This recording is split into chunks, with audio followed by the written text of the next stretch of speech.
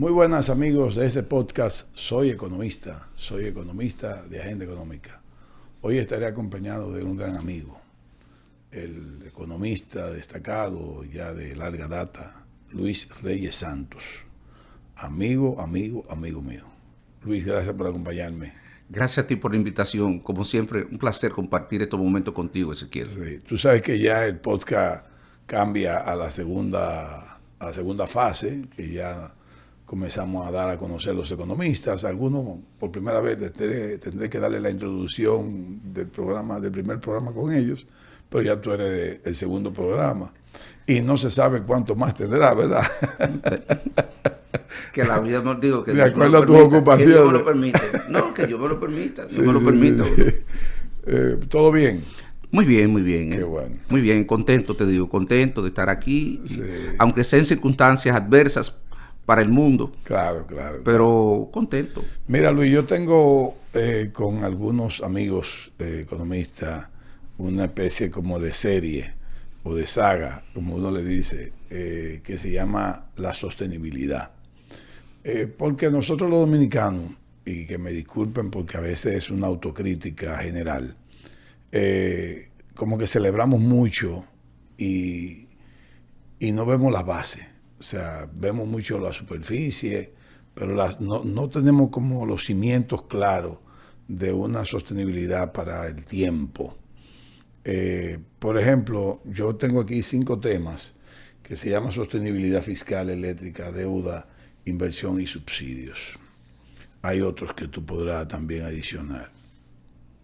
Y lógicamente para mí hay que empezar por la fiscal, porque de ahí dependen casi los demás. Pero nosotros tenemos una presión fiscal que ronda los 15% del PIB, pero tenemos alrededor de un 8% entre servicios de la deuda y educación. Tenemos un alto porcentaje del PIB también de gasto corriente. Tenemos un déficit sostenido, mejor dicho, por mucho tiempo. O sea que este país se ha mantenido con todas y sus bonanzas y con todas y sus, diríamos, cosas positivas, que son muchas.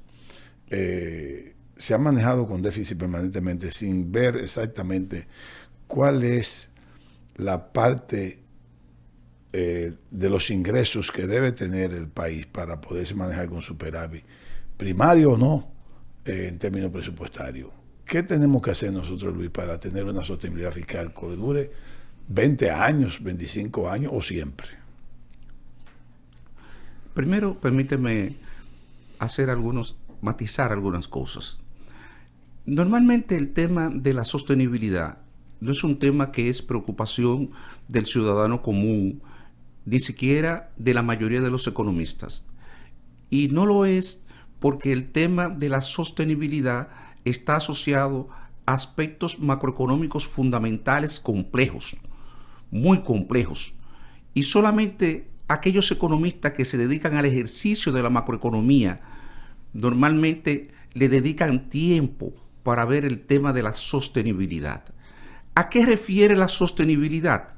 La sostenibilidad refiere al equilibrio de aspectos, son 5 aspectos fundamentales que se plantean, que existen en una economía, que tú puedes verlo como mercados, si tú quieres.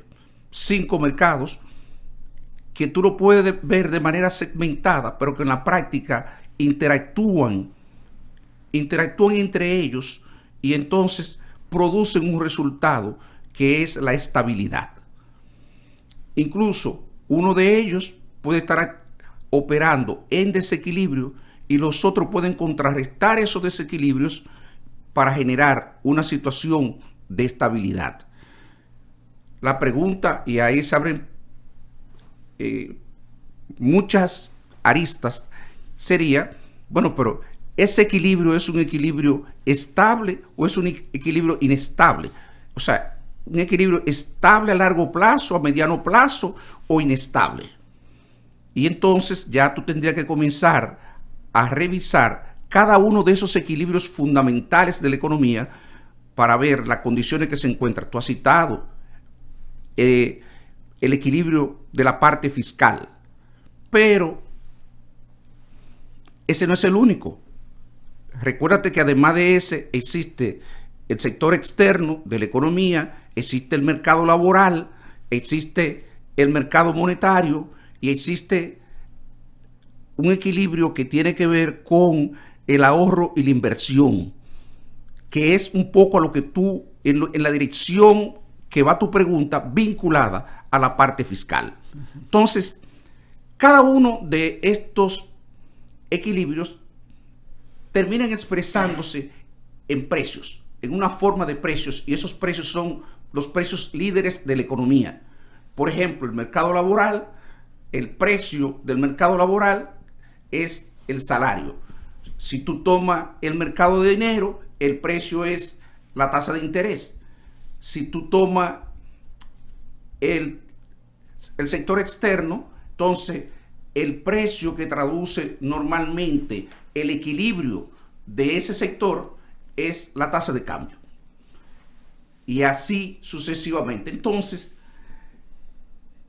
en el caso específico que tú refieres, el sector fiscal, el problema es que precisamente la definición de equilibrio de las cuentas fiscales tiene los tres elementos que son componentes de las cuentas fiscales. No solo el ingreso, es el ingreso, el gasto y el endeudamiento, que puede dar resultado, o superávit que pudiera dar resultado de las cuentas fiscales.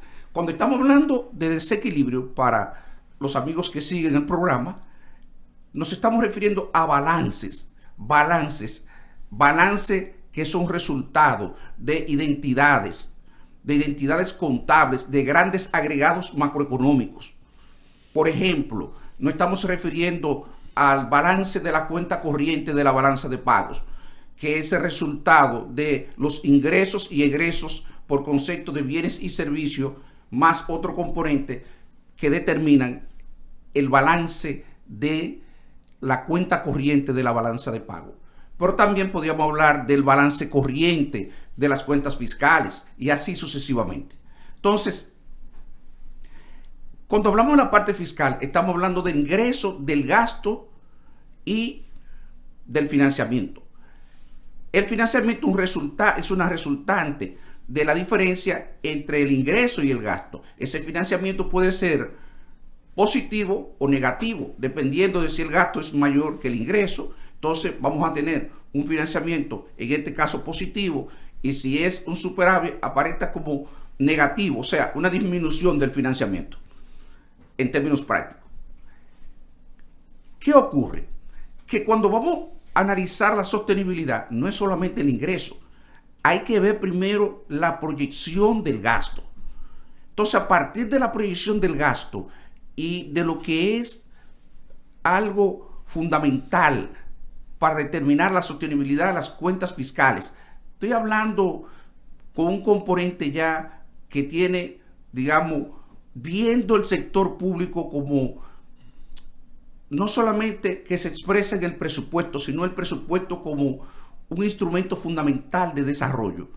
Porque si yo lo veo desde el punto de vista estrictamente contable, como lo veía y se ve todavía, lo ven algunos economistas, que ven solamente eso como identidades que no tienen consecuencia en términos políticos, en términos social, entonces yo te podría decir, no, eso no es problema, no hay que tomar en cuenta el gasto, sencillamente el gasto se ajusta al ingreso, pero no es verdad, porque la sociedad tiene expectativas sobre cuál debería ser el rol del Estado en determinados ámbitos, y esas expectativas que tiene la sociedad del rol que tiene el Estado en determinados ámbitos se supone que debería de ser satisfecha en una sociedad democrática, o de lo contrario iría erosionando la credibilidad del gobierno y eventualmente crear problemas de gobernabilidad, o sea, que le retiren la confianza al gobierno y eso genere tensiones sociales.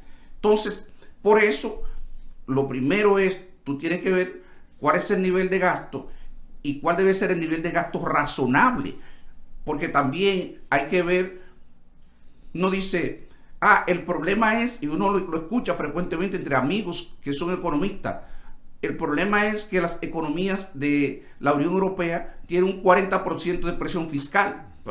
Bueno, de aquí no puede pensar posiblemente ni en la mitad de eso, de presión fiscal. Entonces, una vez uno determina lo que puede ser un desempeño razonable del gasto, entonces uno puede decir, bueno, para financiar esto yo requeriría tanto. Y yo puedo operar con, si yo quiero que mi meta fiscal sea que comience a disminuir, por ejemplo, la proporción de la deuda con relación al Producto Interno Bruto a largo plazo o como proporción de los ingresos, bueno, pues entonces yo diseño una estrategia, como tú decías, para que el superávit primario, y ahora le explico al público en qué consiste el superávit primario. Correcto. Superávit primario no es más que ingreso menos gasto, excluyendo de los gastos el pago de los intereses de la deuda. Correcto. Entonces, ¿a dónde nos lleva esto? Eso nos lleva a una situación que cuando el ingreso, el balance primario es positivo, es decir, que cuando yo resto ingreso menos gasto, excluyendo el pago de los intereses, yo tengo un balance favorable. Entonces, ese balance favorable yo puedo aplicarlo al pago de los intereses. Y si yo llego a cubrir los intereses a través de un superávit primario, entonces yo tengo una cuenta que por lo menos, puede ser que no sea óptima, pero por lo menos me conduce a un camino de estabilidad. Exactamente. Y ahí de equilibrio. entro, de equilibrio. ¿Por qué? Porque cuando yo llego a ese punto, el gobierno no tiene que comenzar a endeudarse para pagar intereses, porque eso es lo que ocurre cuando el superávit primario es negativo. La traducción en términos prácticos del superávit primario negativo es que el gobierno se está endeudando para pagar intereses. Correctamente. Y nadie, vamos siempre al ejemplo de la tarjeta de crédito. Imagínese usted que usted tenga que tomar todos los meses, sacar de una tarjeta de crédito para pagar los intereses de otra tarjeta de crédito. Usted se le va a crear un efecto bola de nieve, que es como se conoce, en el monto de la deuda, y va a llegar un momento donde eso se hace inmanejable. Y entonces ahí llegamos al concepto práctico de eso no es sostenible. Eso es insostenibilidad en términos prácticos de las cuentas fiscales. Eso del superávit primario, del primario, parte de un principio básico que dice no te endeudes para gastar, sino para invertir. Y toda inversión tiene que ser rentable para pagar los intereses de esa misma deuda. Es así eso. De ahí es que viene el principio. Bueno, claro, porque se supone que toda inversión tiene realmente algo que uno tiene que acotar, porque no es toda inversión. Es toda inversión que genere un retorno por encima de la tasa de interés que tú vas a pagar por los préstamos. Correcto. O sea, si el promedio de tus préstamos es 6%, 7%, la tasa de retorno de tu plan de inversión pública debería de ser superior a eso para asegurar que se puede ver que como a largo ahorro. plazo, no solamente que tú vas a ser capaz de pagar, sino que te va a generar bienestar, porque tú vas a estar generando riqueza por encima de lo que tú estás pagando. No, y que se puede ver como un ahorro, como claro. Como lo ha explicado. De hecho, es un ahorro. Sí, como lo ha explicado Jaime Aristegui cuando plantea el proyecto de Punta Catalina, que dice, no solamente genera beneficio, sino que genera un ahorro. Y si suma el ahorro, pues tiene una rentabilidad adicional. Porque ahí entra una cosa. Aunque no se monetiza. Se monetiza. Bueno, directamente no. Se monetiza porque te genera ahorro. Correcto. Y el ahorro en las cuentas fiscales, viene al siendo... final el método de eso es... Exacto. Tú puedes calcularlo. Sí, ahora, sí. Lo que pasa es que eso viene de una externalidad positiva, de un efecto secundario que te generó Punta Catalina. Punta Catalina, al bajar el precio promedio del costo del kilowatt de energía en el mercado, entonces, y eso permitió al gobierno generar unos ahorros adicionales al flujo de recursos que produce la planta, o sea, el flujo de ingresos como resultado de la venta de energía directa. Correcto. Entonces, ese otro efecto, que es un efecto casi equivalente al flujo que ella produce de forma directa, entonces hay un efecto directo, un efecto indirecto. Cuando tú lo sumas los dos, eso te da alrededor de 500 millones de dólares. Por eso decimos que esa planta, porque recuérdate que en los proyectos tú tienes que sumar ambos efectos. Correcto. Entonces, tú sumas el efecto directo más todas las externalidades positivas y negativas que te puede generar la planta, porque tienes que sumar la positiva y la negativa. Pero en este caso, estamos hablando de una externalidad positiva. Y esa planta, por eso hablamos de que se repagó en prácticamente 5 años, porque cuando sumamos efectos, te da un monto superior ya a lo que ha producido a esta fecha que lo que costó la inversión que hizo el gobierno. El tema del desequilibrio, por llamarlo de una manera, fiscal que hemos tenido por tiempo, también se ha dado por el problema de las rigideces del presupuesto. Aquí comenzamos a plantear un proyecto X de ley donde le vamos a asignar un porcentaje al Poder Judicial o a la parte municipal, pero simplemente decimos 10% del presupuesto, 3% del presupuesto, 2% del presupuesto. Pero simplemente ya ese presupuesto está copado. O sea, cuando comienzan a quitarle porcentaje a ese mismo presupuesto para X idea o X proyecto, lo que están es creando un problema de déficit automático. O simplemente no cumple la ley.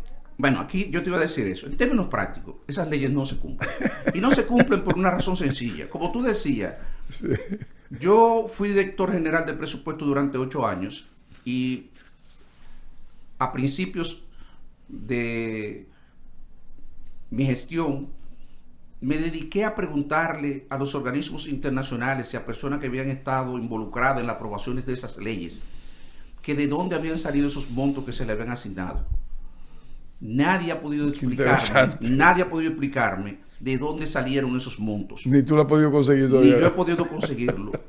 Alguien me dijo que alguna de ellas la había estimado el Banco Mundial, pero nunca encontré los documentos que pudieran soportar esa afirmación. No se puede afirmar. Entonces, ¿qué quiero decirte con esto?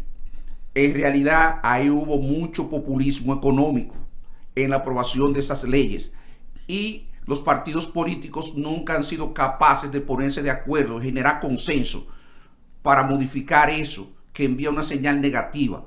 Por ejemplo, yo creo que la UAS debe de recibir apoyo gubernamental y el apoyo gubernamental en los términos necesarios, pero la UAS o el Poder Judicial, llámese el Poder Judicial o el Congreso, deberían de estar sometidos a los mismos criterios de racionalidad que el gobierno central, incluso algunos de ellos más, porque ellos deberían de exhibir mayor o igual grado de transparencia que cualquier otra institución del Estado. Y entonces, ¿dónde está la racionalidad de ellos? Incluso muchos de ellos ni siquiera rinden cuenta, que es peor. Ni siquiera ejecutan a través de lo que es el CIGEF para dejar transparentado. Es más, voy más lejos. La mayoría de los poderes del Estado, ni siquiera, eso no lo dice ningún funcionario público que esté en ejercicio, pero yo puedo darme el lujo de decirlo porque yo no estoy en el gobierno. Y puedo decir, ninguno de ellos ejecuta en el marco de lo que es el sistema integrado de las cuentas financieras del gobierno. Para dejar no solamente el registro, sino que ese registro sea coherente con los otros registros que tiene el gobierno para que puedan ser comparables. Entonces, aunque la Cámara de Cuentas reconozco que ha hecho esfuerzo y le ha pedido a la Dirección General del Presupuesto que trate de hacer eso, pero obviamente la Dirección General del Presupuesto ni el Ministerio de Hacienda, ni siquiera el Poder Ejecutivo mismo, que creo que es un error de la Cámara de Cuentas, porque la Cámara de Cuentas lo que debe hacer es pararse y denunciarlo. No sé si me entiende, pararse y denunciarlo y decir, ustedes realmente son los primeros compromisarios con el tema de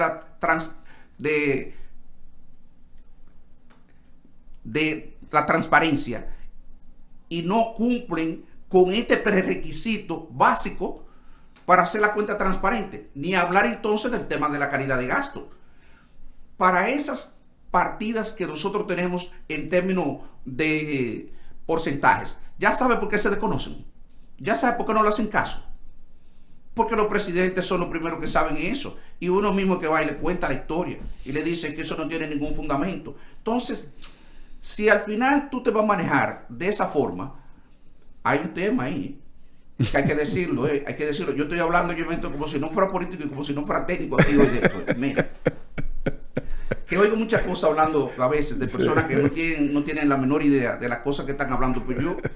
Tú has estado adentro, tú estabas adentro y has estado afuera. Yo he estado fuera y he estado dentro, muy dentro. Sí, muy dentro. Entonces, sí, tú tienes un problema, y es que el gobierno, por ejemplo, avanzó mucho.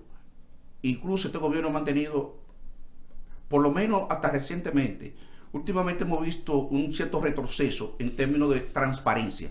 Pero hay que decir que durante los primeros 4 años, por lo menos, mantuvo niveles de transparencia, yo diría similar o incluso ligeramente mejor en algunos casos que la administración pasada. La administración pasada... Eso es interesante en ti como persona y como profesional, porque tú siendo prácticamente miembro de un partido político y fuiste un funcionario del gobierno anterior, tú reconoces que las cosas de este gobierno presente. Es que yo no tengo problema con eso. Yo ojalá que los gobiernos lo hagan todo bien. Y yo creo en que un gobierno lo que debe hacer las cosas bien, que presione a la oposición a que tenga que hacer planteamientos más enjundiosos, más profundos, a partir de que ellos lo han hecho bien. Sí. ¿Te imaginas que el debate fuera para mejorar cosas que ya son bien, que ya alcanzaron un nivel que todo el mundo acepta como buenas? Y no criticar cosas como las que normalmente uno critica. Así o sea, tú te imaginas que eso pusiera mayor presión sobre la oposición y el debate tuviera mucho más calidad. De eso no me cabe la menor duda. Yo creo en eso. Sí, yo creo en eso. Creo que ese sería el desafío, el gran desafío que tendría, sobre todo para mejorar no solamente la calidad del debate político, porque eso nos conduciría también a mejorar, seguro, la gestión del Estado. Sí. Entonces, concluyo con esto, diciéndote lo siguiente.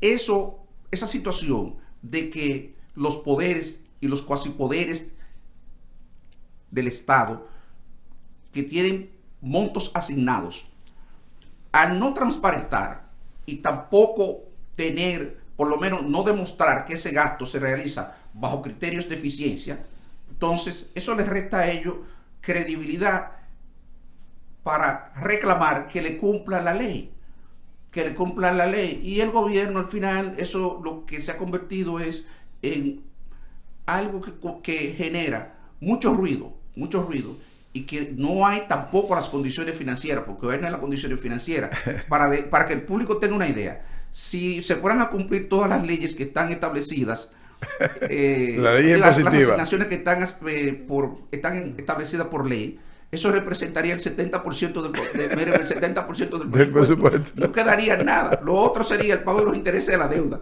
Y ahí se acabó todo. Y realmente nada más estaríamos asignando recursos a unas pocas instituciones, posiblemente 10 o 15 instituciones, y el pago de los intereses de la deuda, y prácticamente ahí se acabaría la ejecución presupuestaria. Pero eso que tú acabas de decir me da pie a esta pregunta que tenía ya apuntada, pero qué bueno que va en cadena.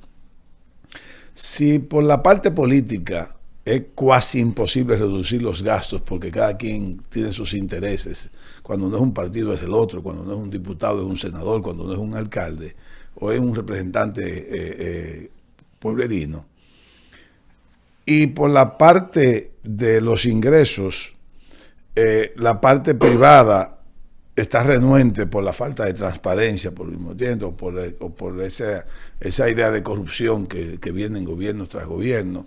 Entonces, ¿cuál es el tema? ¿Quién va a poner el punto sobre la I? Por eso muy sencillo. ¿Quién lo va a poner? Muy sencillo. Porque algo hay que hacer. Muy sencillo.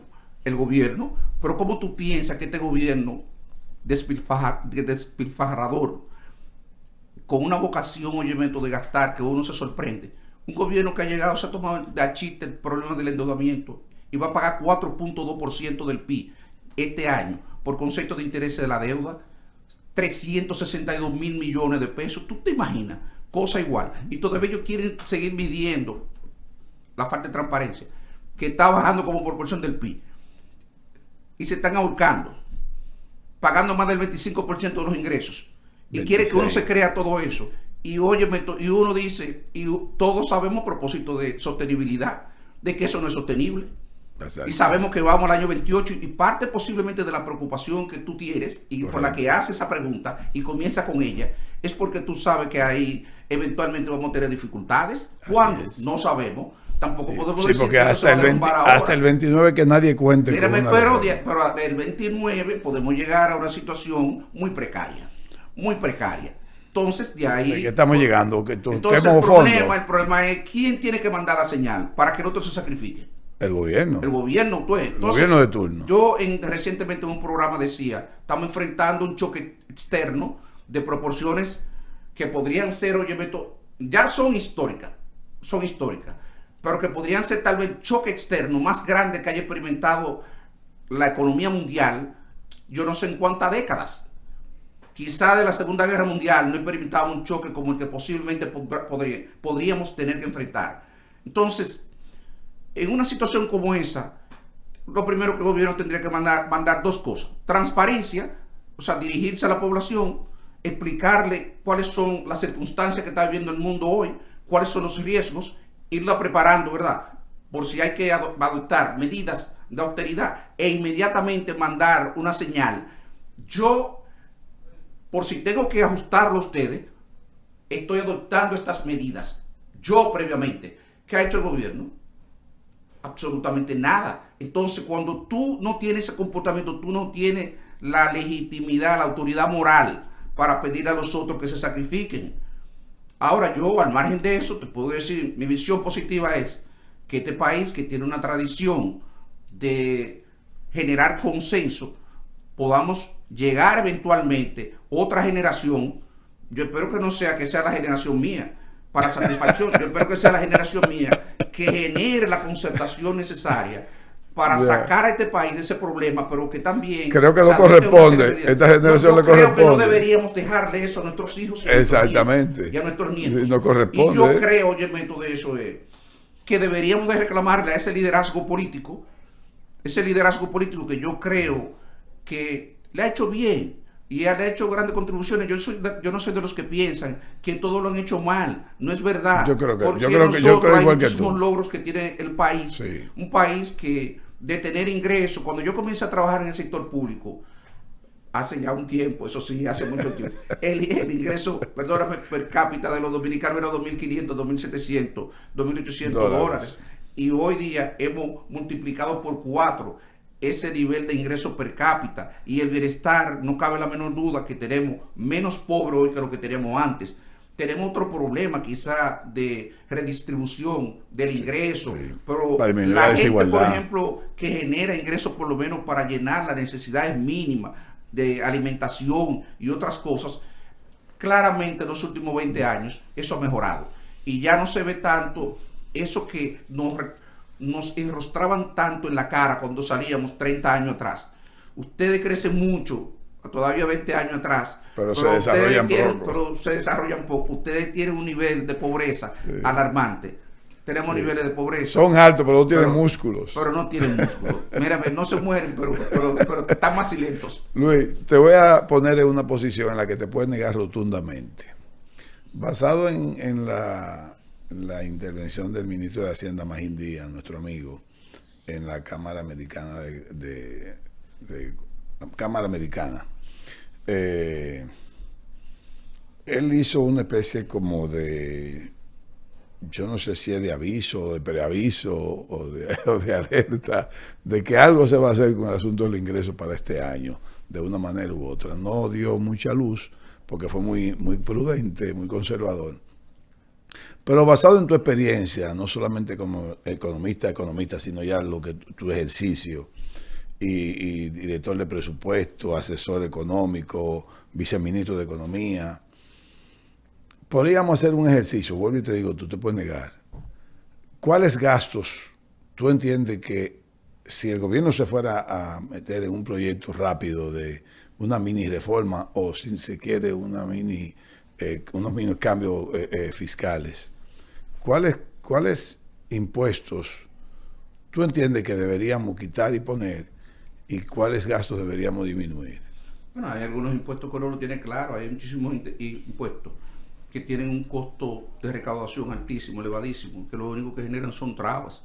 Y esos impuestos tú deberías llevártelo todo para facilitar la relación de los ciudadanos con la administración tributaria. Y yo creo que eso, imagino, tiene problema. Incluso he visto que lo ha planteado varias veces. Sí. O sea, la flexibilización de la administración tributaria, eliminando todas aquellas cosas que son, que realmente generan más que nada una carga administrativa al Estado. Y le aportan poco. O sea, porque hace que la agencia recaudadora tenga que prestarle mucho tiempo para recaudar poco, cuando ese tiempo podría dedicarlo a combatir la evasión. Yo no creo, mira, déjame decirte algo, yo no creo que aquí va a haber nada importante por dos cosas. Creo que el gobierno tiene presiones. Si tú me preguntas a mí, yo creo que el gobierno siente la presión. El gobierno no lo dirá, pero todo el que ha estado en esa posición, ahora se va a ir, mírame, no sabemos cuánto, porque en el entorno que tenemos, con el conflicto del Medio Oriente, la situación puede traducirse, antes era llevadera con dificultad, ahora puede ser desesperante, ¿de acuerdo? Entonces, desesperante, y lo desesperante no se soporta mucho, no se soporta mucho. Entonces, el problema es que esto ha sorprendido al gobierno en un entorno político y social complejo, muy complejo. Si no, yo tengo la seguridad que ya el gobierno hubiera dado muestra de iniciativa en la dirección que tú señalas. Y creo que Magín lo ve desde el punto de vista técnico, porque él está midiendo, al igual que yo lo estoy midiendo, y sabemos que cada mes que pasa, cada año que pasa, va a ser más difícil gestionar las cuentas fiscales. Correcto. Entonces, pero él lo está viendo desde el punto de vista técnico, como lo podría estar viendo yo. Pero el tema es que yo sé que eso no se ve solamente desde el punto de vista técnico. Eso se ve desde el punto de vista de gobernabilidad. Claro. Si existen las condiciones para el gobierno imponer, pero tú viste cómo vino el gobierno y aumentó 5 pesos con una timidez, perdón, el precio del galón y la gasolina, con una timidez. Un miedo, fue casi miedo. Mírame, con una timidez. Y además no da ninguna explicación ni nada. No sé si me entiende. Vengo y aumento, pero no, todavía el pueblo no sabe por qué le aumentaron el 5 pesos el galón. Hermano, usted tiene una crisis potencial ahí frente a usted, que usted debió de pararse y explicarla. Claro. Y obviamente la culpa no es del ministro de Industria y Comercio, porque el ministro de Industria y Comercio, lo único que él tiene es la responsabilidad de adoptar la decisión de aumento. Correcto. Pero la explicación de lo que hay detrás no era a él que le correspondía. Así y eso es un vacío del gobierno. O sea, para aclarar que la crítica no es una crítica personal al ministro de Industria y Comercio. Sí. Entonces, si tú tienes una situación, un gobierno que quedó muy tocado por la situación de la experiencia de SENASA, y eso se reflejaron en todas las encuestas, las públicas y las no públicas, ¿cómo tú le pides a la población que tú vas ahora a incrementar los ingresos? Pero sobre todo es que tú has venido gastando con fuerza y endeudándote con fuerza. Con fuerza. Entonces es un problema, porque vuelvo y te repito, eso le quita credibilidad al gobierno para para hablarle a la población y pedirle que le consientan esas cosas. Entonces, además, tú tienes otra situación. Tú tienes un gobierno que en unos pocos meses estará llegando a la mitad de su mandato. Correcto. Y es verdad que hay presión. De su segundo mandato. De su segundo mandato. Pero le quedarían, digamos, prácticamente dentro de 4 meses, le van a quedar 2 años. 4 meses y unos días. Sí. Entonces, uno dice, ¿se va a atrever el gobierno en una situación donde concita bajo apoyo de la población? Se va a tomar la oportunidad de meter un ingrediente como ese. Pero además te voy a decir algo. Y si salen los voceros de la población, incluso yo me río porque este país es un país muy especial. Hoy sale un dirigente choferil, por cierto, senador de la República, diciendo, no vamos a aumentar el pasaje si el gobierno congela. Si el gobierno congela el precio de los combustibles. O sea, tú te imaginas. Y nos sigue dando el subsidio, ¿no? Y le dan un subsidio. Y con un subsidio. Entonces, tú te imaginas, óyeme, tú te imaginas, con amigos así, tú te imaginas la presión que debe tener el gobierno.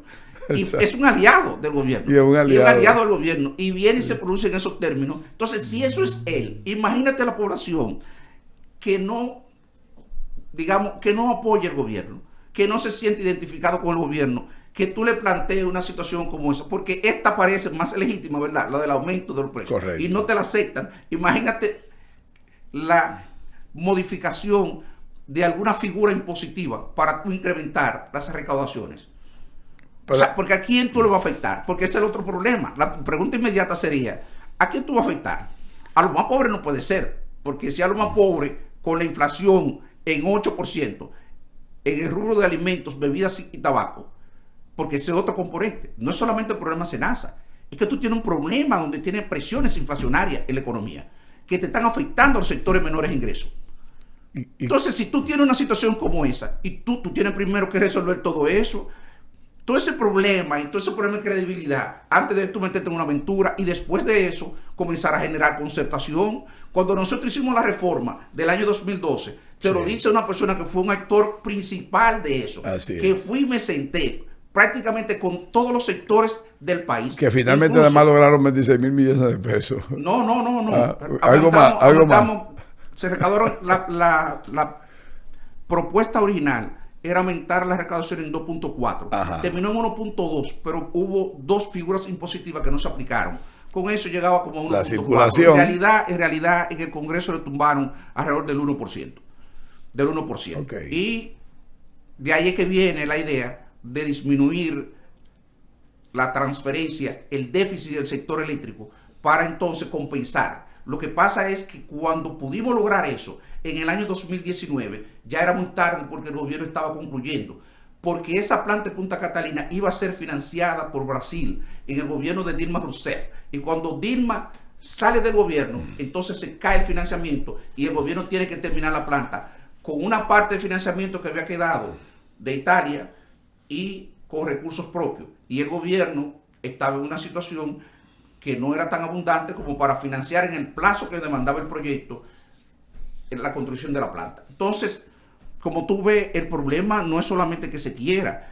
El diseño de una reforma, lo menos es la parte técnica. Eso es lo menos.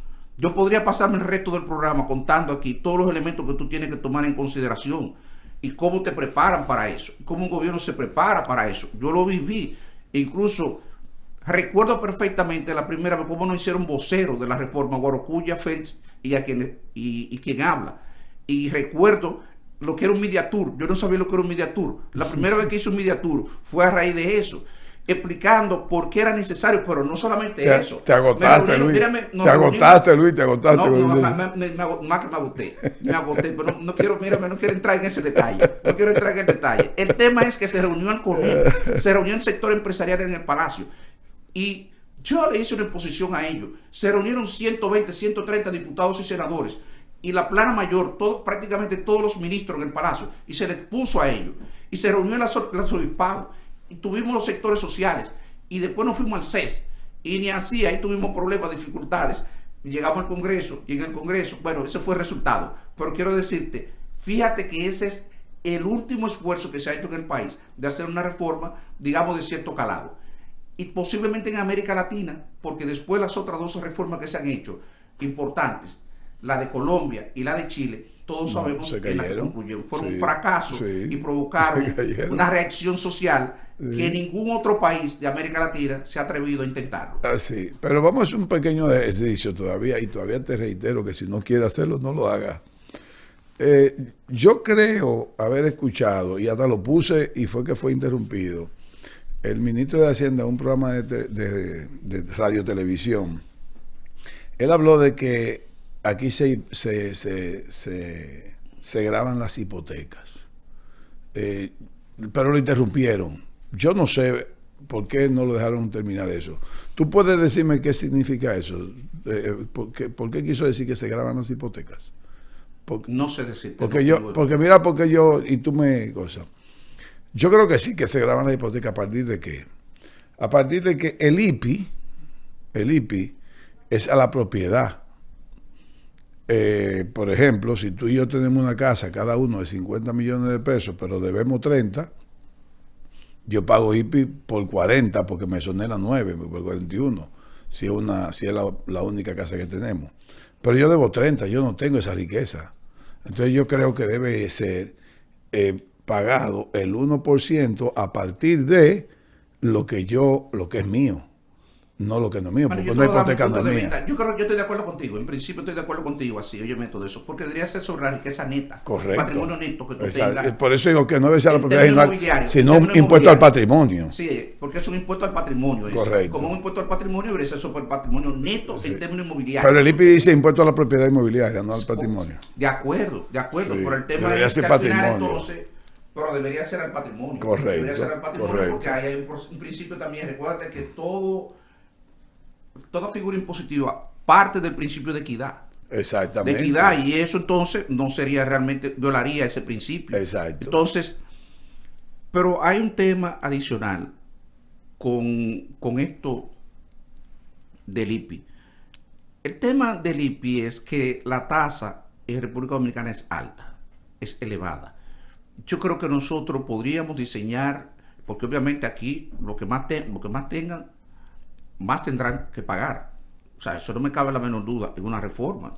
Porque ningún país lo pueden el desarrollo de un país no lo pueden financiar los más pobres. O sea, normalmente los países se financian a partir de establecerle impuestos razonables, porque tampoco tú no puedes incrementar la presión fiscal que dé un salto que sea disruptivo en términos de crecimiento, en términos de inversión, y que tú termines intimidando al empresario que no se atreva a hacer inversiones. Por eso es que tú necesitas generar consensos, concertar esas decisiones. Pero si tú comparas la tasa del IPI, que yo tengo mucho tiempo, que hace mucho que no la veo, pero la he visto en los últimos, recuerdo sobre todo en el primer ejercicio la primera propuesta que hizo este gobierno. Yo me acuerdo que hicimos un ejercicio comparando el IPI de República Dominicana con el IPI de otros países de América Latina, y la tasa de nosotros es una tasa elevada. Si tú vas a consolidar, como tú dices, y vamos a pagar por el patrimonio neto, es que tú quieres ajustar incluso por valor. Si tú ajustas por valor, te lo aseguro que va a paralizar la venta, de ese sector que ya está golpeado, el sector construcción. Correcto. Y le va a dar un golpe mayor. Correcto. Y por eso es que yo digo que es verdad que eventualmente, yo no sé cuándo, nosotros vamos a tener que hacer una reforma. Y yo critico mucho a esta administración por lo siguiente, porque yo digo, ¿por qué esos estudios no se hacen? ¿Por qué no se hacen públicos? ¿Por qué tú no comienzas? Tú quieres hacer eso, pero tú se supone que debes de comenzar a socializar los resultados de esos estudios, qué es lo que te dan, para saber a quién es que tú vas a impactar. Porque tú tienes también un problema importante de inequidad. Ya no un problema de pobreza. Nosotros estamos pasando otra etapa, y la pobreza, los últimos gobiernos han sido exitosos, incluyendo este gobierno. Tiene aspectos también importantes en términos de la reducción de la pobreza. Y Danilo Medina bajó la pobreza, creo que 13, 14 puntos en 8 años. Déjame dando 35, sí, 14 puntos en 7 años. Del 13 al 2019. Y este la ha bajado 25 a 17, a 18, 17, 18% en 5 años. Entonces son dos esfuerzos importantes que se han hecho, y ni hablar de la pobreza extrema, menos de 3%. Podemos estar de acuerdo en la forma como lo hemos hecho, pero el tema es que la pobreza se ha ido reduciendo. Pero eventualmente, cuando venga la reforma, hay que tener mucho cuidado que la reforma no nos agrave el problema de equidad, de la distribución del ingreso que tenemos, porque entonces eso puede ser regresivo y mandar un montón de personas otra vez a la condición de pobreza.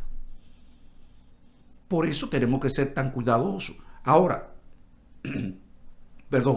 repito, yo creo que si queremos generar esos consensos, si queremos llegar a una concertación importante de las fuerzas políticas y sociales, porque vamos a tener que hacerlo. Yo predico eso, yo creo eso. Yo creo que nosotros el 28 no hay forma que ningún partido político solo pueda llevar eso. No hay forma. pero ni siquiera el PRM, yo meto que tiene mayoría, que no lo va a tener posiblemente en el año 2028 salvo que ocurran cosas, por lo menos a partir de lo que se ve ahora.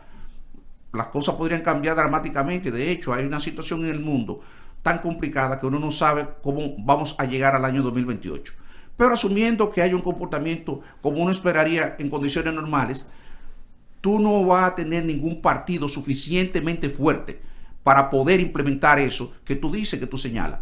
Entonces, si tú no lo tienes, ¿qué es lo que deberíamos estar planteando? El gobierno hacer los estudios que debería hacerlo, aportarlo e ir generando consensos en pro de una concertación más amplia, porque eso toma tiempo, pero alguien tiene que hacerlo. ¿Por qué es que tienen temor? No hay que tener temor. Y eso que no lo haga, mírame nadie, que lo traigan organismos internacionales. Si yo fuera gobierno, me hubiera traído hace tiempo a Glenn Jenkins, que era la persona que más sabe, de reforma. Glenn Jenkins tiene que haber hecho más de 50 reformas en países en desarrollo. No me diga eso. Glenn Jenkins era la máxima autoridad y estuvo muchísimo tiempo aquí. De hecho, esa reforma del año 2012 en parte se inspiró en un trabajo de Héctor Giuliani con Glenn Jenkins que se hizo en el año 2004. Y lo que yo hice en la parte de estimación del ITEVIS es de un trabajo que está publicado, yo creo que está publicado, y actualicé a partir de unos datos que había puesto a disposición en ese momento el Banco Central, creo que en el 98 o en el 2002, habían actualizado la tabla de oferta-utilización, y yo tomé los datos que tenían en ese modelo y lo que hice fue que lo actualicé y recalculé el valor, por ejemplo, de las recaudaciones de ITEVIS interno.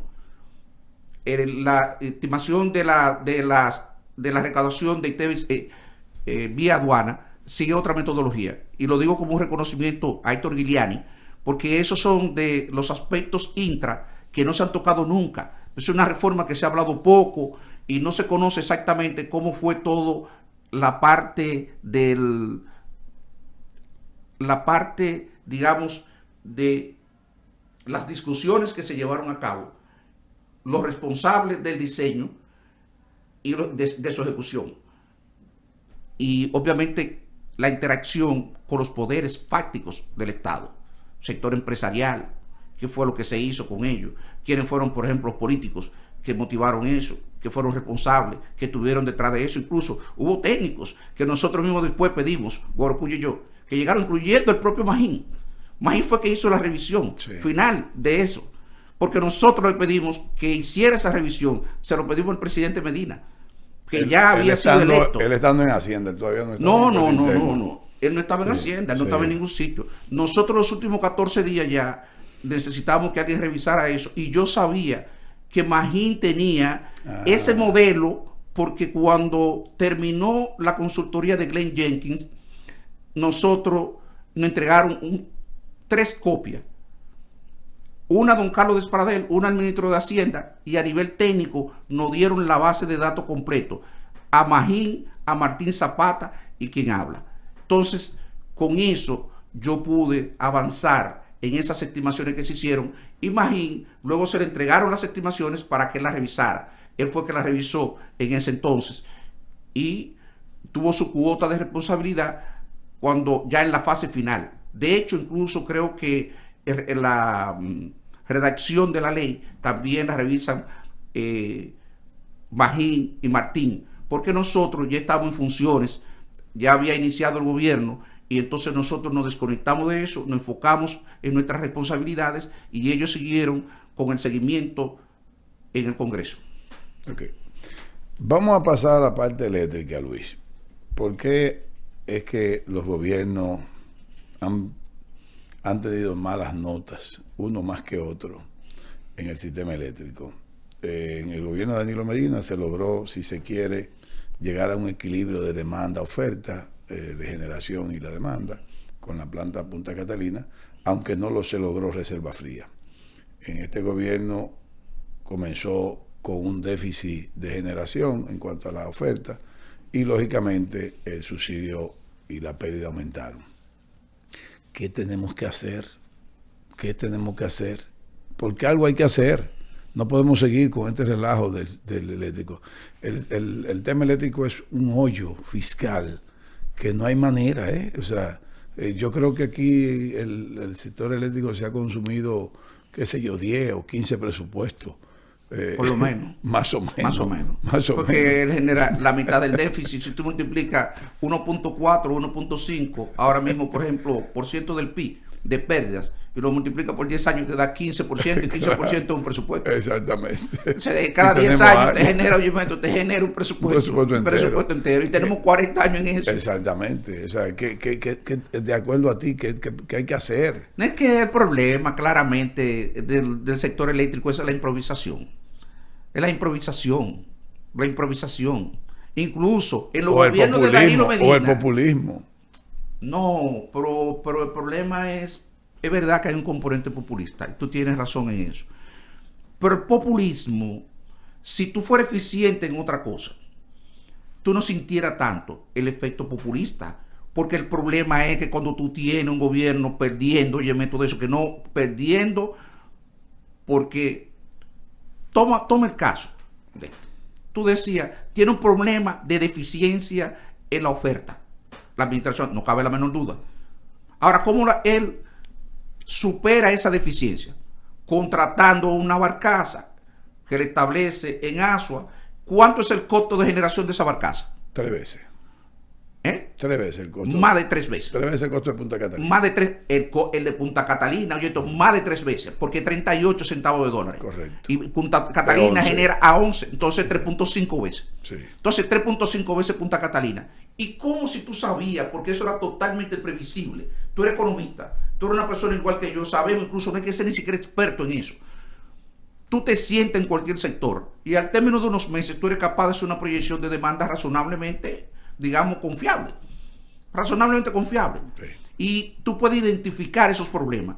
¿Y cómo tú puedes dar lugar, excepto que tú pienses que eso es para hacer negocio? Porque eso es lo otro que uno puede pensar, que lo hagan adrede para hacer negocio. Que alguien se beneficie de eso. Pero es inadmisible que tú, después de 4 años en el gobierno, te aparezca con eso. Dime si eso es un problema. ¿Cuál es más costoso? ¿Esa planta o el populismo? ¿Populismo? No, esa planta, porque esa planta te presiona los precios promedios de todo el sistema. La planta de la barcaza. La barcaza. Sí. La barcaza. Es que son varias, tú me dijiste una. No, pero esa sobre todo, porque recuerda que como hay es por 3 mérito, barcazas ahí mismo ya, Luis. Mérito, pero recuerda que como es por mérito y se paga por la más costosa, ¿quién es que le mete presión al sistema? Sí, claro. O sea, tú te llevas, oye, los déficits te los disparas de una manera desproporcionada. No es solamente el problema del populismo. Yo te voy a citar un populismo que yo te puedo decir si fue un error. Yo creo que fue un error de que gobierno. Al final las 3 plantas, por ejemplo, darle cuando le dio energía 100%, incluso a los que no la pagaban. Eso es populismo. Correcto. Y yo creo que eso es negativo. Pero creo que fue peor todavía el tema de la barcaza. Porque no debiste, o sea, jamás debiste. Tú podías hacer eso y uno podía entenderlo durante la pandemia. Porque si tú tenías una familia en un barrio que vive prácticamente en 2 habitaciones o en una, y que no puede salir, y que no puede salir y que no puede encender un abanico, tú estás creando una situación social explosiva. Y me parece bien que durante ese periodo se le otorgara energía y que el gobierno asumiera los costos. Eso lo puedo entender perfectamente, sin mayor problema. Ahora, una vez superada la condición, tú debiste de ir desmontando eso, ir poniendo condición. Ustedes quieren mantener eso, hay que pagar, aunque sea un mínimo. No sé si me entiendes. Sí, pero crear claro. la cultura de pago. Esa cultura de pago. Entonces, por eso te digo que haya habido mucha improvisación. Porque ¿qué tiene que ver la planta? ¿Qué tiene que ver eso con tú no cobrar? Tu vocación populista. No solamente tu vocación, porque tú puedes ser populista y hacerlo mínimamente bien. Es que además es que es ineficiente. Ineficiente, y eso es lo que te quiero decir. Ese sector es caracterizado por un montón de ineficiencia. Y de ineficiencia que necesariamente no viene dado por, aunque participan de ello y en muchos casos tal vez hasta se benefician de eso. De los administradores. Son visiones del sector político que vienen, interfieren con eso en muchos casos y terminan como estamos terminando ahora. En una situación que si tú no tienes un plan de largo plazo, un plan estratégico, si tú no te apegas, si tú no lo cumples, porque yo ese tema también podemos hablar durante años, Sí, pero durante horas. Pero espérate, si yo tengo plantas que me generan caro, como esa de Cal Power algo, si yo tengo esa planta de Asua y yo compro a 38 y vendo más caro, no importa, Luis, porque hay un tema también que genera más pérdida, que son la distribución. En la comercialización y distribución es mucho mayor pérdida que en esa parte de la generación que compro caro y vendo barato. O sea, si yo pudiera, pero hay un problema de pérdida, hay un problema de no facturación, hay un problema de facturación y no cobro. O sea, hay un 28%, hay un 30% del 45%. Pero el 38 te lleva a una situación. Recuerda que es el efecto que tiene en la formación de los precios de la industria. O sea, a la que vende la distribuidora. Perdón, a la que vende los generadores. Porque me establece el precio máximo al que yo debo de pagar. No sé si me entiende, el precio de pagar. Claro. Entonces se benefician todos los demás. Por a ti te está metiendo una presión en los costos porque te está haciendo que el costo promedio de la industria se te dispare y que tú tengas que pagar unos precios terribles.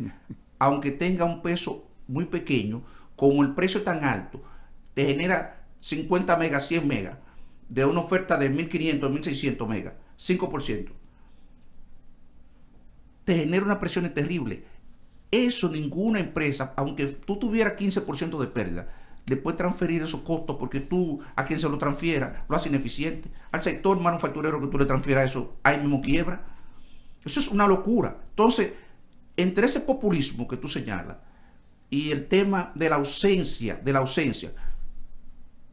de un plan estratégico,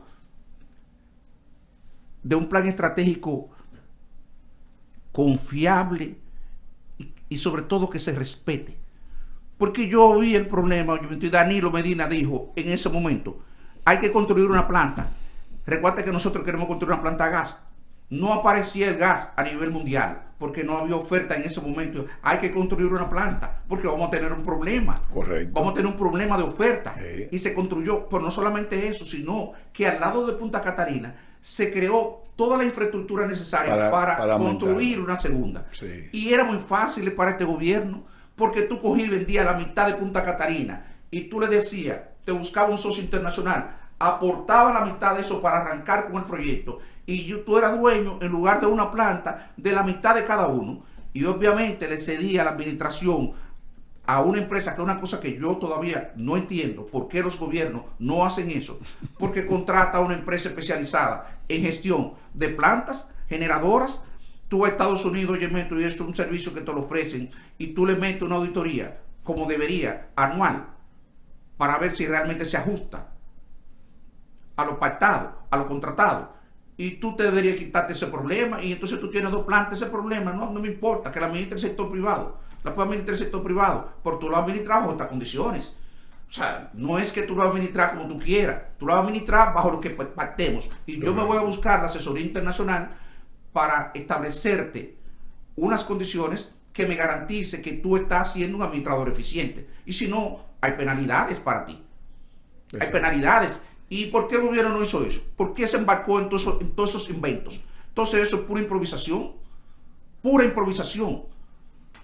Si tú sabías que las pérdidas te costaban $300 millones anuales, ¿por qué tú no comenzaste destinándole recursos? ¿Cuánto han invertido para disminuir las pérdidas? Entonces, ¿cómo tú quieres que bajen las pérdidas?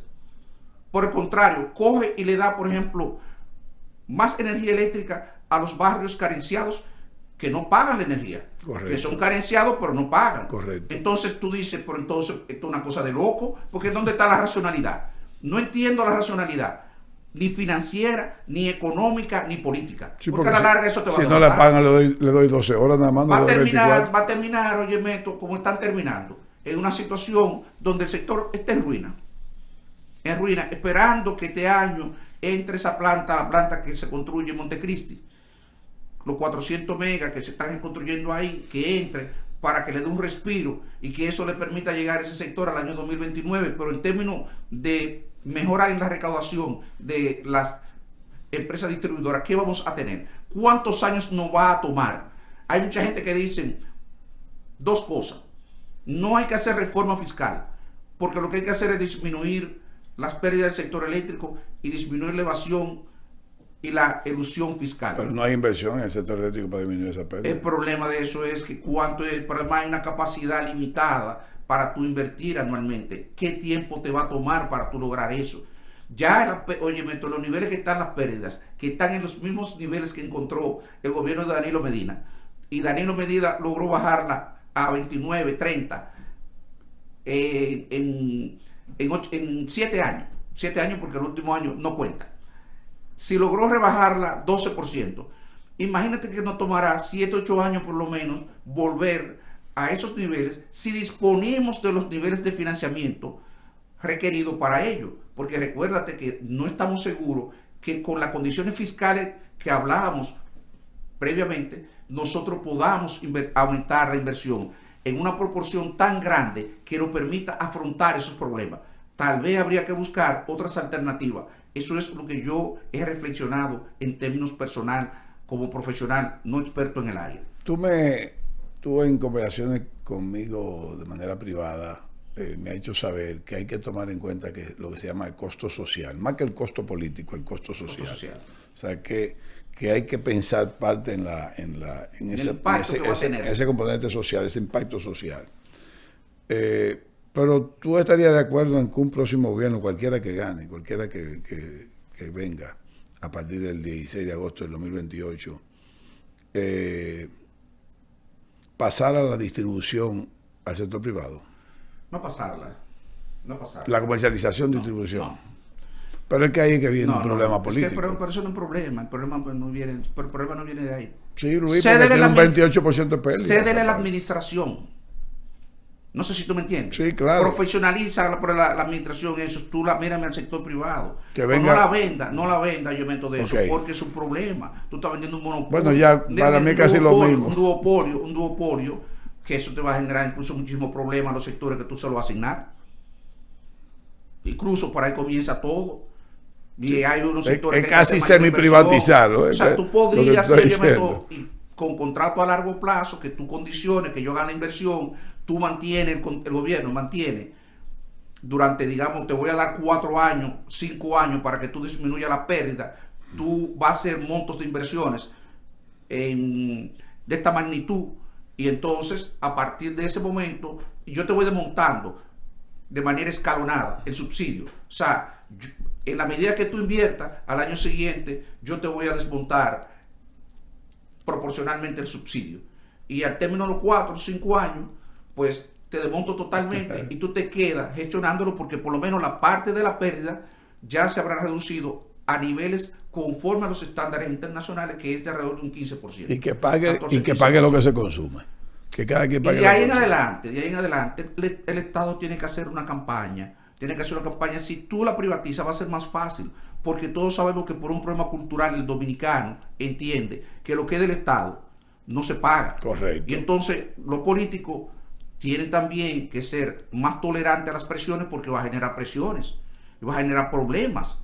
Pero el problema es que en un momento tenemos que comenzar. En algún momento tenemos que comenzar. Lo otro es puro populismo. Correcto. Puro populismo. Correcto. En algún momento tenemos que comenzar. Si tú quieres y no quieres, por ejemplo, hacer eso de golpe, comienza aunque sea por regiones. Pero comienza. Si lo hubiéramos comenzado 4 o 5 años atrás, en el punto, incluso durante el mismo gobierno de Danilo Medina, yo era partidario que se hiciera eso. Ajá. Y eso se llegó a discutir.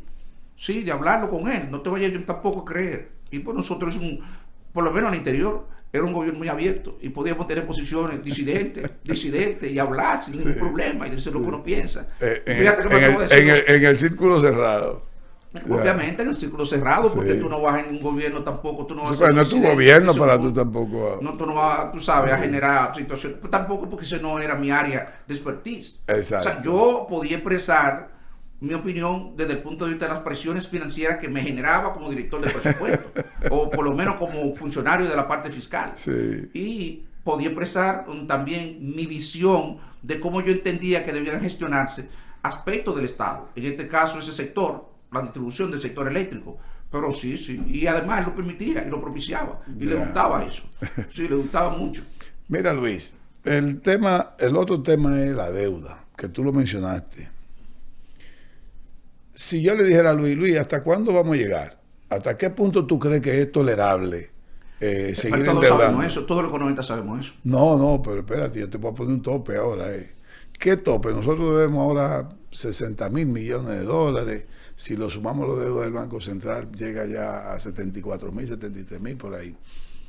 ¿Hasta cuándo es que vamos a llegar nosotros? ¿Hasta cuándo tú crees que el país puede tolerar un monto de deuda? 100.000 millones, el 100% del PIB.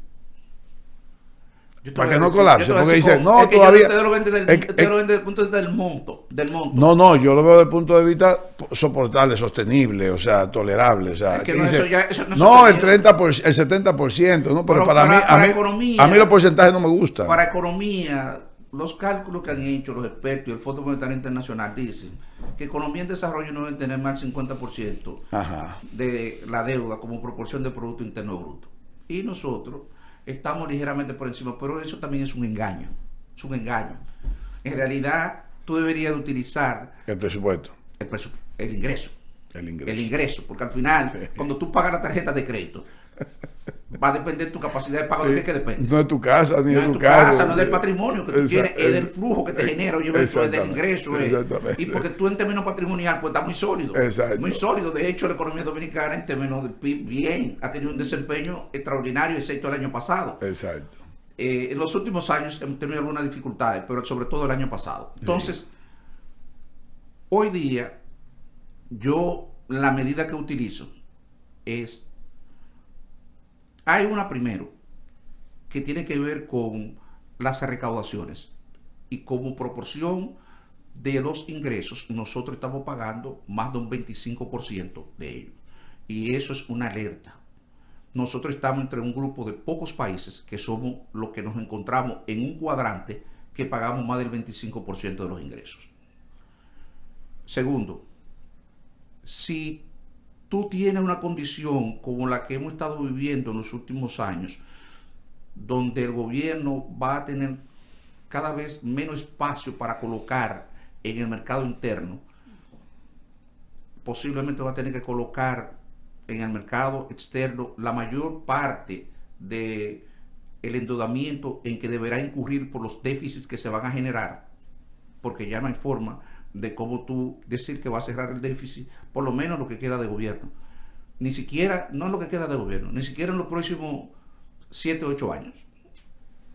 Tal vez un nuevo gobierno, si puede hacer la reforma y adoptar medidas para contener el gasto y que sea exitoso, comenzaremos a ver resultados de eso hacia el año 2032-33. Entonces,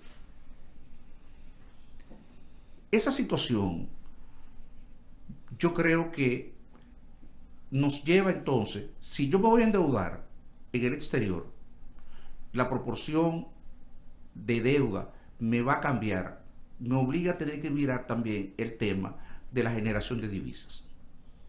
De la generación de divisas, porque al final yo voy a generar mucha presión para repago del servicio de la deuda. O sea, una deuda que tiene un volumen mucho mayor, pues el pago de los intereses y la amortización del capital va a ser mucho mayor en términos del uso de dólares. Sí, entonces, correcto. Yo debería ver esas dos cosas y hacer proyecciones a 7, 8 años, 10 años, mínimo 5, 10 años, y ver esos escenarios. Y esos escenarios, cuando uno lo hace, se da cuenta que hay una situación de alerta por lo que te decía originalmente. Cuando te comparas con el resto, ahora, debo precisar, ese no es el único indicador, porque los inversionistas que compran instrumentos de deuda de la República Dominicana no miran solamente ese indicador. Hay otros aspectos, otra fortaleza que tiene la economía dominicana que compensa el deterioro que estamos reflejando en ese aspecto que señalaba, como es la estabilidad política, la estabilidad social, y de ahí la importancia de mantener eso, porque si nosotros entráramos en una situación de menor estabilidad política y social, entonces se hace más relevante eso que yo apuntaba, porque en el del tiempo, pago de los ingresos. En el tiempo eso puede provocarlo. Correcto. Puede desestabilizar política y Correcto, correcto. Entonces, eso me hace pensar que el tope puede ser 80, puede ser 100, pero también puede ser que te encuentres con una situación donde cualquier circunstancia, como la que hablamos en términos políticos y social, te ponga un tope, y entonces ya comience a hacerse más costoso el endeudamiento, y al hacerse más costoso y tú tienes que pagar mayor cantidad de intereses por concepto de deuda, que ya estamos hablando que supera el 25% de los ingresos, entonces tú te podrás imaginar cuando llegue a 30%, en algún punto va a ser crisis.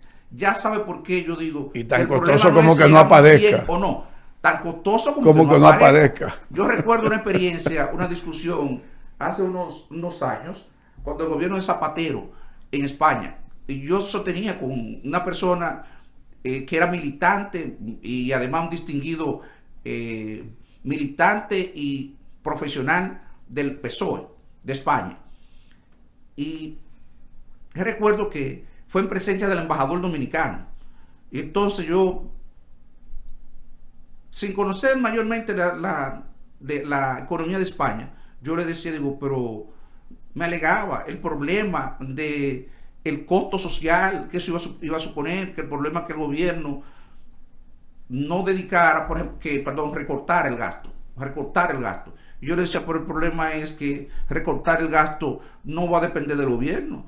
Si ustedes no quieren pagar el precio, es el mercado que se lo va a imponer.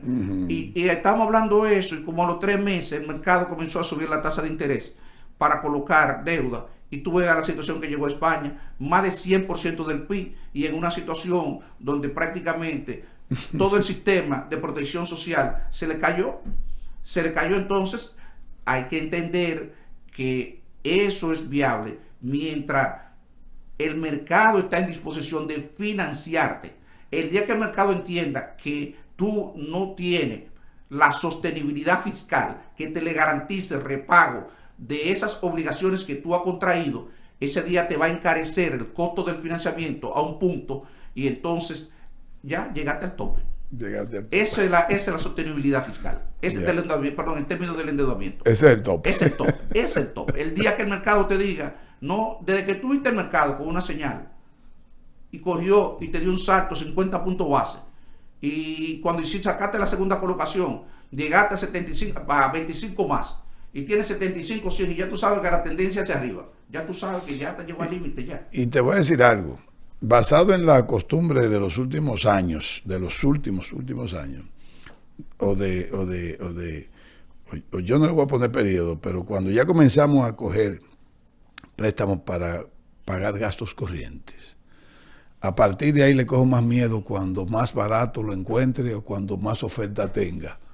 Me explico. Si yo pongo una subasta de 4.500 millones de dólares y eso lo que estoy usando es para pagar gasto corriente, y me dicen, no, pero hay oferta por 7.000, ¿quieres 7.000? Ahí más miedo le cojo todavía, porque me puede nublar el sentido de la razón. Yo estoy de acuerdo contigo. No, el ser humano, al ver las cosas, digamos, menos costosas, puede sentirse más tentado, endeudarse más fácil. Era más fácil, endeudarte más fácil, sí, por mayor proporción. Pasa con los financiamientos de vehículos. Que la gente coge el carro que no puede ni pagar a veces. Perdóname, te dicen, yo te voy a dar una tasa fija por 24 meses o por 12 meses. Sí. Pero el tipo no está viendo que le van a juntar la tasa 400, 500 puntos base dentro de un año, 2 años. Exacto. Y él no le dijo, tírame la tabla de amortización del préstamo para yo ver si me sube a 14, si me sube de 9 a 14. No te lo dicen. Y cuando te llega el primer golpe, es que tú te enteras que tienen que recortar los gastos de la casa para tú poder pagar el carro. Voy a poner un ejemplo de eso del carro. Un amigo mío me dice, oye, me voy a meter en este carro porque es muy bueno, tiene alta tecnología y lo voy a comenzar a pagar a partir del mes 13. Le digo yo, pero eso no es lo que tú tienes que calcular. Calcula en qué posición tú vas a estar a partir del mes 13. Así mismo. No era de ahora. Bueno, eso es lo que pasa con los gobiernos, sí, también, la poca previsión. Sí. Por ejemplo, hay una cosa... Mira, tuvo que devolver el carro en el mes 14. Déjame contarte algo. Y le cobraron mucho dinero por eso. Cuando un gobierno va a adoptar una decisión de gasto, debe pensar sobre la rigidez del gasto. O sea, si eso te mete una situación que después tú no puedes, no solamente que te reduce el espacio presupuestario o la capacidad para reasignar que tiene un gobierno, reasignar recursos de un lugar a otro, esa flexibilidad cuando tú la pierdes es terrible, porque una vez se aprueba el presupuesto, si tiene una eventualidad, que siempre hay eventualidades, no hay forma que en un país tú no puedes prever todas las cosas, es imposible. De hecho, nosotros hemos avanzado muchísimo y la formulación y la ejecución presupuestaria en República Dominicana es más sólida que en muchísimos países desarrollados.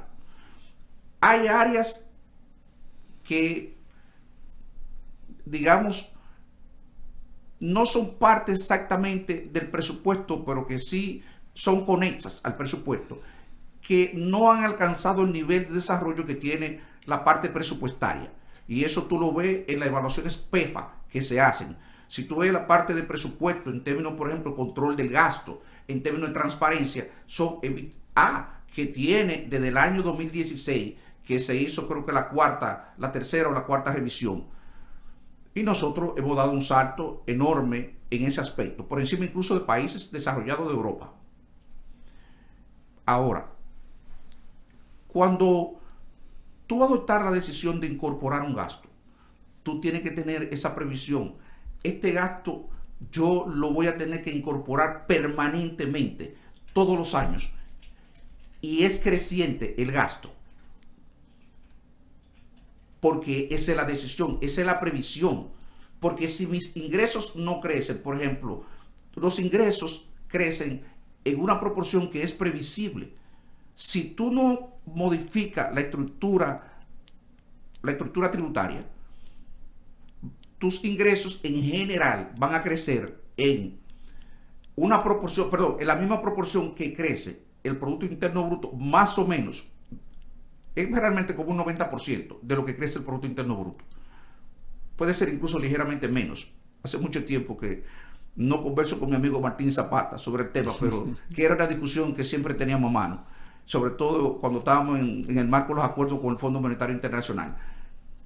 Pero te va a crecer en eso, más alguna mejora en las recaudaciones por eficiencia administrativa, pero que siempre es marginal. Eso puede ser 0.1, 0.2 del PIB, no más de ahí. O sea, cada vez que hablan, vamos a mejorar un 1% la eficiencia recaudatoria, eso nunca se ha dado. Y el fondo nunca se traga eso, de hecho, no lo incorpora en las proyecciones que hace. Lo deja, toma nota y luego lo verifica. Y si lo verifica, lo incorpora, pero ex post. Entonces, eso te dice a ti, yo tengo que tomar en consideración, como el amigo tuyo, no que yo voy a tener el carro que me van a entregar ahora. Yo tengo que ver que ese gasto que me voy a comprometer ahora, yo tengo la capacidad de pagarlo posteriormente. Y ese es el ejercicio que los gobiernos la mayoría de las veces no realizan. ¿Qué tan insostenible? Ahora es al contrario, pero es sostenible, pero tú lo haces al revés.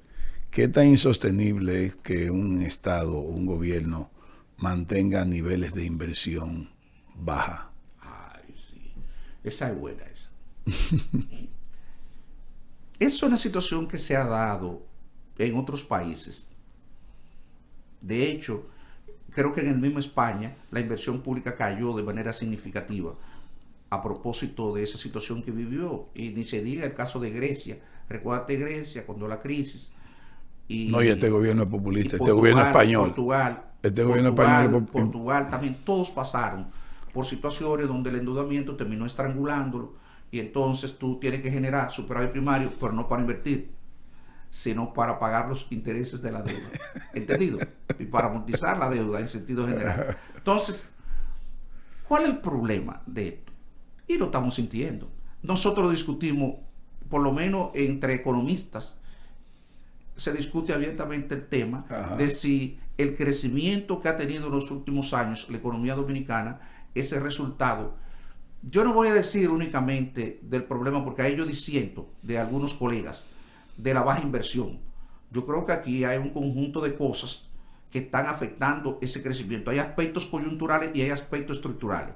Pero sí reconozco que la inversión es uno de los aspectos más importantes en la explicación de del bajo crecimiento. Sí. Y también creo que el Producto Interno Bruto potencial, la capacidad de generación de bienes y servicios de la economía, posiblemente se haya visto afectada como resultado de esa baja inversión. Y que ya el potencial no sea de 5%, como estimábamos antes, sino que sea más bajo. Creo que existe esa posibilidad también. Pero el tema es que no veo espacio presupuestario para tú revertir esa situación. Y tú vamos a llegar al año 2028 en una situación donde la infraestructura, como lo estamos viendo, se ha ido deteriorando, pero de una forma violenta. Yo incluso en estos días me sorprendía, por ejemplo, con el tema del transporte. ¿Recuerda el día del colapso de las líneas del metro como resultado del apagón? Correcto. Cuando sacaron los autobuses de la oficina de transporte, señor, yo recuerdo el día que en el gobierno de Danilo exhibían los autobuses traídos de Brasil, pero Mercedes-Benz, sí, fabricados por la Mercedes-Benz. Sí, correcto. Y yo vi la cantidad de chatarra que habían en ese momento que le pasaban a uno por el lado. Pero además vi una información todavía que me conmovió más, y es que la capacidad de movilización de personas de esos autobuses había disminuido un 40% respecto al año 2016. ¿Tú te imaginas? Entonces, ¿cómo vamos a reponer eso? ¿Cuánto le cuesta? ¿Cuánto representa de los sectores más carentes de la población el transporte? 20%. Entonces, la medida en que tú tienes un transporte eficiente, tú mejoras la calidad de vida de esa población. Y entonces nosotros las inequidades las vamos atenuando. Entonces, ¿cómo vamos a hacer la inversión en la distribuidora para disminuir las pérdidas? Es el problema. Entonces, se han acumulado demasiado cosas, no solamente desde el punto de vista de la sostenibilidad, es que hay otros pasivos y otras cosas pendientes ahí en el marco de la reforma. Por eso es que hay que sentarse a discutirla.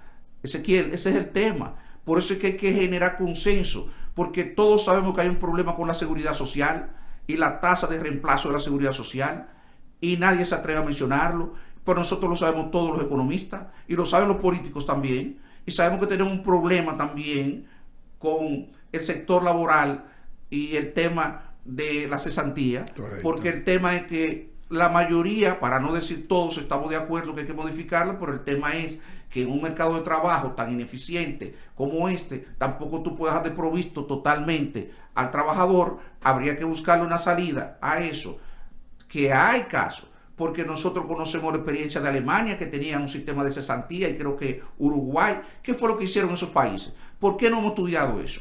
¿Por qué no lo vemos?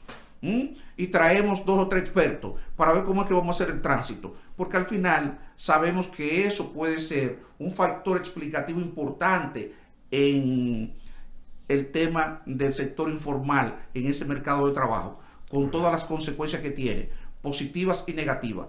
Positivas porque fuera un sector que se incorporaría a pagar impuestos en la medida en que se formalice, que hoy día muchos de ellos son omisos para la administración tributaria. O sea, la administración tributaria no lo conoce. Nunca he estado en contacto con la administración tributaria. Y por otro lado, ellos se beneficiarían de toda la cobertura de un régimen de seguridad social que con sus defectos tuvo ventaja. Porque antes del problema de Senasa, yo creo que todos reconocíamos que nosotros, con las limitaciones de un país en vía de desarrollo, habíamos logrado ciertos niveles de avance. Que había cosas que había que mejorar en ese sector, no cabe la menor duda, pero habíamos avanzado en términos sobre todo de la cobertura, de la universalización de la cobertura del seguro. Yo creo que esos aspectos que hemos mencionado hay que verlo en el contexto de estas cosas, de estas otras reformas, y entonces cuando vemos la dimensión de lo que debemos afrontar, entonces tomamos conciencia de que eso no es una responsabilidad ni de un grupo social ni de un partido político. Así es como yo lo veo. Y creo en la necesidad de que con tiempo los partidos políticos, que son los principales llamados a conducir la sociedad por el camino más apropiado, estoy hablando más apropiado, ni siquiera el óptimo, el más apropiado, y predicar con el ejemplo, sobre todo el gobierno, porque el gobierno es quien debería haber dado ese paso, que sabe las limitaciones que tiene, como lo sé yo, como lo sabes tú. No hace nada, piensa, amaga, no se atreve y entonces estamos entrampados. Esa es la palabra, estamos entrampados y parece ser que vamos a llegar al año 2028 con un cúmulo de problemas de gran magnitud y habrá que ver entonces cómo esto se desenvuelve. A medida que tú tengas déficit en la inversión pública, claro, año, baja inversión, los problemas te crecen y va a ser peor. Y va a ser peor. Y el gasto te va a seguir creciendo. Correcto. Te va a seguir creciendo. Mientras tú mantengas todas esas ineficiencias, cualquier circunstancia te va a llevar a una posición in extremis. Correcto. Luis, tenemos la guerra. No nos vamos a terminar el programa sin hablar de guerra. Pero yo quiero dejarte un poco libre en el aspecto de los efectos negativos que nos puede causar a la República la guerra. Y ahí tú vas a tener el tema del combustible, vas a tener el tema de remesa, el tema de turismo, etcétera. En el caso de los combustibles, tú y yo tenemos una mínima diferencia, que es que yo estoy de acuerdo en grabar lo que es la gasolina, aunque podemos seguir suicidando el gas y el gasoil, pero te dejo libre porque tal vez te interrumpa poco, pero te puedo interrumpir un chin, pero tal vez no lo haga. No importa, si interrumpo yo meto mejor, para que sea más dinámico, porque si no, cuando uno pasa mucho tiempo hablando solo, incluso el espectador mismo termina aburriéndose un poco. Pero voy a tratar de ser breve con eso. Mira, en un programa que asistí hace unos días, yo dije que el impacto del conflicto del Medio Oriente, lo primero es que hay que ver la duración del conflicto, porque si el conflicto se prolonga, eso entonces deja una serie de... Nos quedamos cortos en lo que puede venir. En lo que puede venir. No, además va a permanecer influyendo en la economía mundial durante mucho más tiempo, y entonces esos efectos rezagados los vamos a estar padeciendo, quién sabe si todavía el año que viene. Exacto. Entonces, y parece ser que va a ser más largo de lo que se previó. Cuando yo asistí fue precisamente el día siguiente de la intervención del presidente de los Estados Unidos, donde anunciaba de que en lugar de una semana se iba a tomar 3 o 4 semanas el conflicto. Ahora, en este punto, él no sabe los analistas que he leído y he escuchado no terminan nadie, ni siquiera estoy hablando de analistas que son expertos militares, que son expertos en geopolítica, en relaciones internacionales, y que han sido militares y son académicos del área de las relaciones internacionales y de la geopolítica. Entonces, ellos mismos no saben, no pueden predecir, no se atreven a predecir la duración del conflicto. Entonces, tenemos un desafío importante. Comienzo por ahí. Efectos inmediatos, tú lo señalaste. El primero, vía el aumento de las importaciones, del valor de las importaciones de petróleo crudo y de derivados. Correcto. Nosotros importamos 80% de derivados y eso todavía el impacto es mayor por esa vía que el petróleo crudo. Entonces, el otro es a través del déficit de la CDE.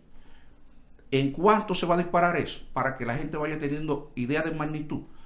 En el presupuesto habían especializado unos 8.000 millones para el subsidio del GLP, de los combustibles, y de eso gastamos solamente en una semana 800 y pico de millones. Entonces eso le da una idea. Eso da como para 2 meses, si acaso, a los precios actuales. Depende exactamente. Si los precios se disparan, que es una hipótesis de grandes economistas, hay uno de ellos sobre todo que fue asesor económico del Fondo Monetario, el jefe de asesor económico del Fondo Monetario Internacional, Olivier Blanchard, de origen francés, pero uno de los economistas más respetados de las últimas décadas.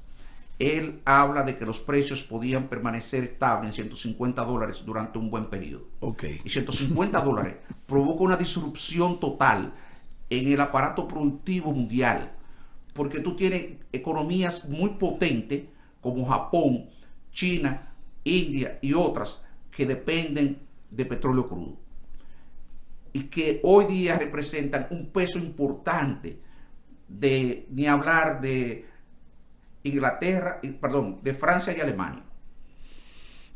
Eso representa más del 60% del PIB mundial. Entonces, si esas economías se ven impactadas y tienen una inflación de costos, y esa inflación de costos hay que traspasar a los consumidores, y como resultado de eso cae la capacidad de compra de los consumidores, pues la economía de esos países se va a ralentizar, se va a desacelerar, y podríamos llegar a una situación incluso donde no crezcan. Y si no crece esas economías, entonces cae el comercio internacional, y cuando cae el comercio internacional termina entonces en un círculo vicioso afectando prácticamente todas las economías del mundo. Correcto. Excepto las economías petroleras, aquellas que puedan mantener la capacidad de producir y poder procesar el crudo, porque aunque se le encarece otras cosas, las economías del Golfo, eso está por verse lo que va a ocurrir ahí. Correcto. Entonces ahí hay un problema, porque claramente si eso ocurriese, lo más probable es que también nuestro principal socio comercial, los Estados Unidos, también se desacelere. Exacto. Que ya viene, la economía se desacelere, pero que ya mostró que tiene un problema que habría que confirmar en los próximos meses, donde el mercado de trabajo está muy débil, que es la primera señal de una economía que se está desacelerando.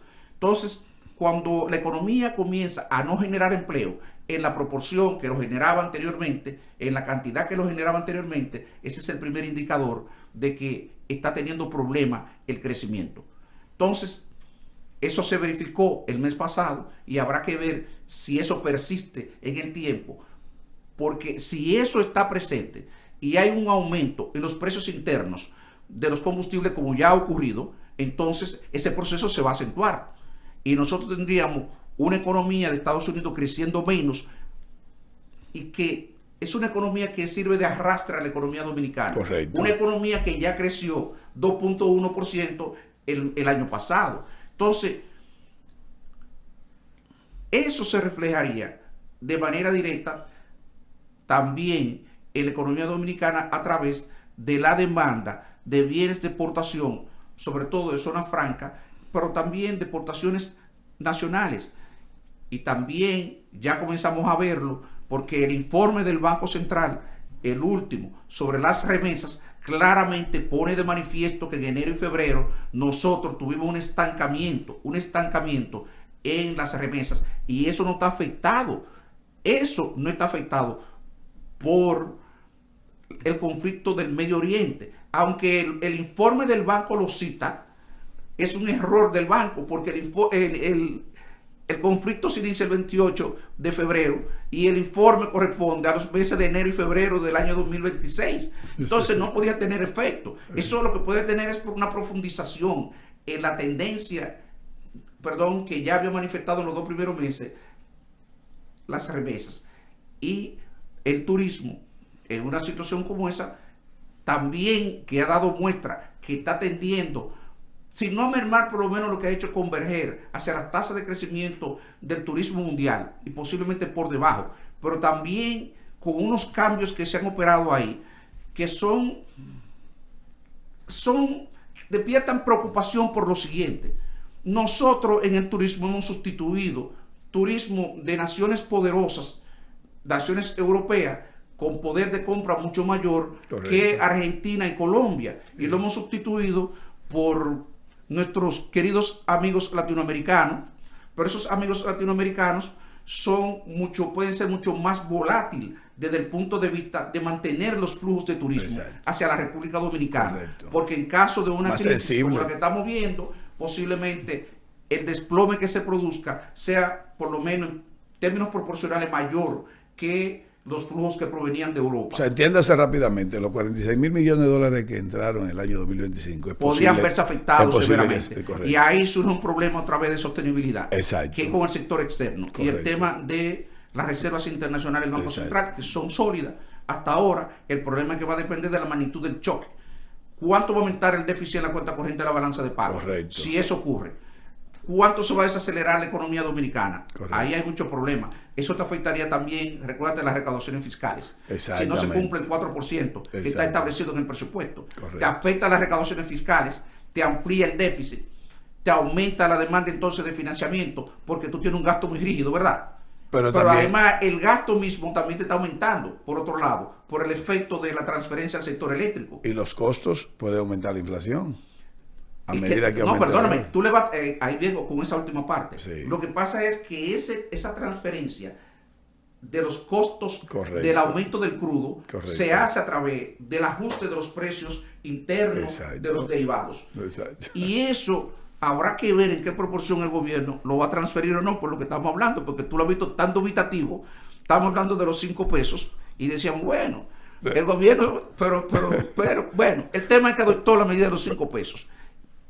¿Cuánto más será capaz de transferir el gobierno si nosotros llegáramos a un escenario de $150 el barril de petróleo? ¿En cuánto se dispararía el déficit fiscal?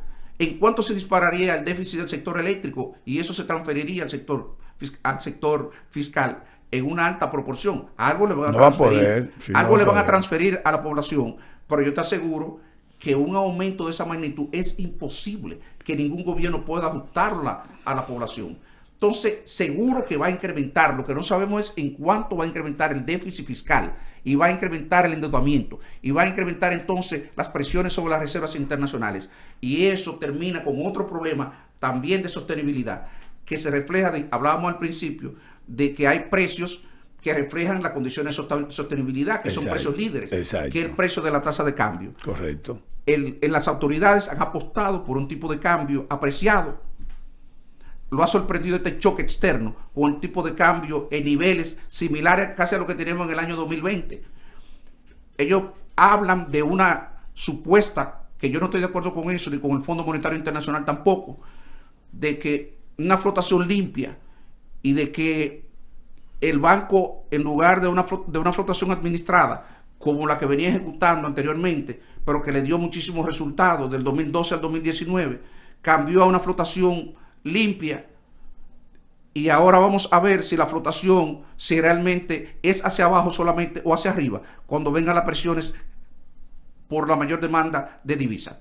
A ver si el banco va a intervenir. Pero estarán apostando a tenerla bajita por la demanda de dólares que tiene el propio gobierno para... Pero el problema es que eso no tiene... Pero pon tú que al gobierno incluso...